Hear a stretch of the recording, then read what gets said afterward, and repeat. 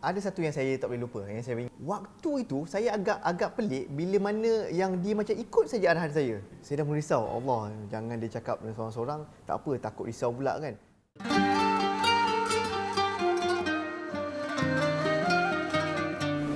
Okey, tu dia tadi scone. Betul. Scone. Sedap. Cuma tadi saya lupa nak bubuh satu benda. Apa dia tu? Teh. Masya Allah. Saya tuangkan teh. Terima kasih, terima kasih, terima kasih. Terima kasih, Coach. Teh ni, Fik, dia ada nama. Aku ni dah macam promote IT pula kan. So, white tea, blueberry and elderflower nama dia. Tapi bagi kita, as long as namanya teh, teh lah. Semua teh lah. Semua teh lah. Baik.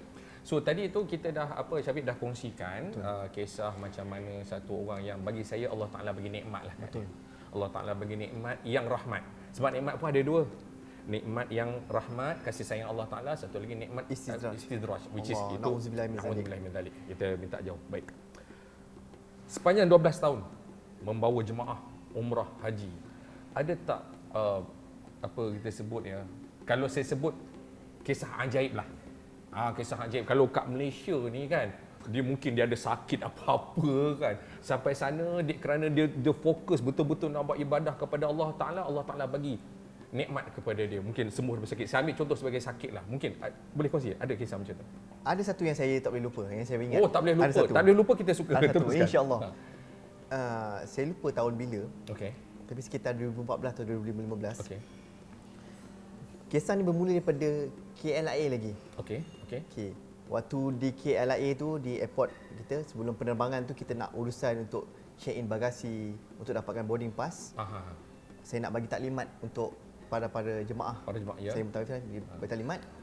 Tiba-tiba ada seorang wanita yang usianya berumur lebih kurang 40-an. Okey, 40-an. Kan? Ibu kepada seorang anak. Okey. Datang berjumpa dengan saya. Baik. Dia kata, ni ustaz ke? Mutawif ke nak bawa? Dia kata, ya saya. Dia kata, muda lagi, boleh ke bawa? Dia kata, insya-Allah saya boleh bawa.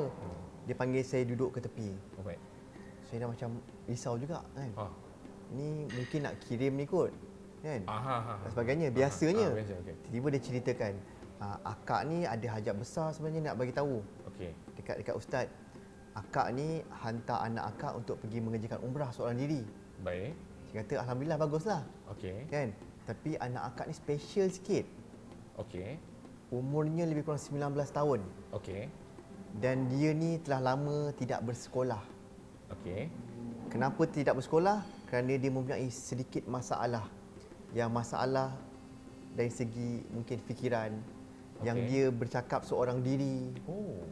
Dia bercakap seorang diri dalam bilik. Dia tidak berkawan dengan siapa-siapa. Dan sering bercakap seorang diri. Dan bercakap tu bukan seperti macam orang gila yang bercakap seorang diri. Seolah sedang bercakap dengan orang lain.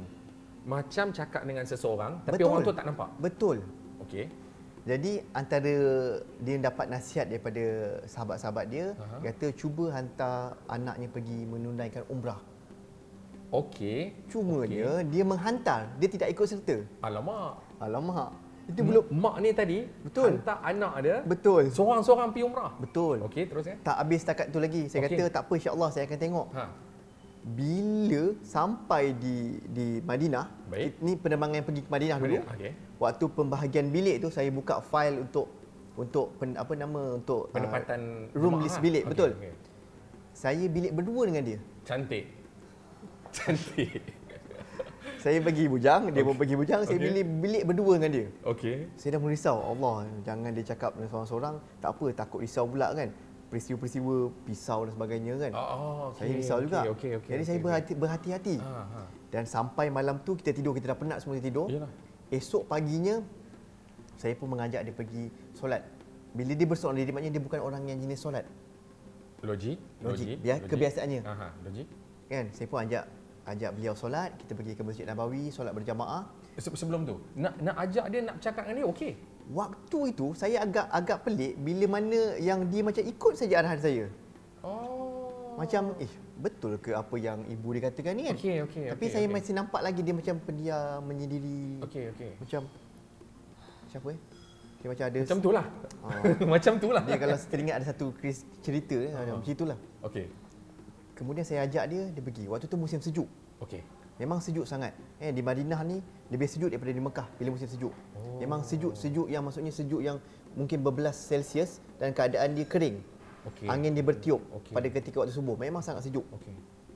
Balik itu solat, dia ajak saya singgah ke kedai. Lepas subuh ni Dia ajak? Dah buka lah kedai-kedai pakaian ni. Dia ajak saya singgah di kedai pakaian baju tebal dan dia beli apa tahu? Dia beli pakaian imam yang tebal tu, yang besar tu.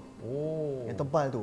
Dan macam jubah imam tu lah. Betul, tapi yang tebal, yang berbulu tu. Dan harganya ratusan rial. Saya kata, "Dek, tak perlu kot kan. Kita boleh pakai yang biasa." Tapi dia kata tak apa, dia nak. Dia kata nampak macam imam Masjidil Haram, macam imam Masjid Nabawi. Dia pakai, beli. Jadi suatu di Madinah tu dia belum banyak bercakap lagi, tapi dia dah nampak mula macam seronok untuk ikut pergi solat. Wallahualam sama ada kita solat bersama, jadi tak nampaklah sama ada dia betul-betul solat atau tidak. Tapi dia ikut saya sendiri. Tapi masih belum banyak berkata-kata lagi. Dia masih berdiam lagi dan sering tengok handphone. Tapi diam. Tapi alhamdulillah lah saya tak melihat dia berkata dengan yang bercakap sorang-sorang tu. Betul. Kalau tidak saya pun risau juga. Tanah haram. Tanah haram ni yang tidak dibenarkan masuk Dajjal je. Selain daripada tu masuk lah. Jin, syaitan semua ada. Betul. Jadi bila selesai di Madinah, pergi ke Mekah, buat umrah pun dia selesai. Alhamdulillah. Tapi ada satu benda yang dia tiba-tiba taksub, yang dia suka. Iaitu bila dia melihat Hajar Aswad. Penjuru Hajar Aswad. Hajar Aswad ni merupakan batu hitam dari syurga, di mana tempat permulaan Rasulullah SAW mengucup pada permulaan tawaf. Dia suka melihat orang-orang ramai untuk mencium Hajar Aswad. Dia buat tawaf lah kan? Dia buat tawaf. Ni dah selesai ni. Selesai bila selesai umrah. Dah settle umrah dah? Dah settle lah. Okey. Waktu tu kami tinggal di hotel, saya tak boleh lupa, hotel di Misfalah, Syarik Ibrahim Khalil, berdekatan dengan kawasan Air Tebu. Nak bagi orang faham. Air Tebu, okey. Jadi tak jauh daripada hotel dia punya ni, dia sering ajak saya untuk pergi melakukan tawaf. Tapi dia kata dia tak nak tawaf bang, saya nak cium Hajar Aswad. Okey. Saya kata, "Dek pergilah dek, abang bukan tak nak pergi. Kalau pergi nak bersesak-sesak. Abang risau, abang pernah pergi beg pun terputus." Tapi dia pergi. Dan dia pergi, dia balik dengan senyum. Dia beritahu, "Bang, saya dapat cium Hajar Aswad ini hari." Dia mula banyak berkata-kata, dia mula. Dulu kat Madinah tak banyak lagi. Bila dekat Mekah tu, dia mula banyak berkata-kata, mula jadi seorang yang periang. Dia dah mula bersembang. Betul. Jadi apa yang mak dia kata tu seolah macam saya lupa dah. Dia jadi friendly dengan saya. Dia pergi lagi setiap hari. Sehingga cium Hajar Aswad tu. Dan dia kata setiap kali dia pergi dia akan dapat cium Hajar Aswad. Subhanallah. Masya-Allah. Jadi perubahan tu sangat-sangat bagi saya sangat-sangat mendadak atau besarlah. Dengan daripada yang dikatakan dia seorang yang pendiam, tak berkata-kata, berkata seorang diri, berkata bukan sekat seorang diri, berkata dengan orang yang tak nampak. Kan? Dan macam-macam lagi yang kita dengar daripada ibunya sendiri. Tetapi bila sampai dekat Mekah, bila selesai melakukan umrah, dia melihat Hajar Aswad tu, dia lihat orang mencium Hajar Aswad tu, seolah-olah macam Allah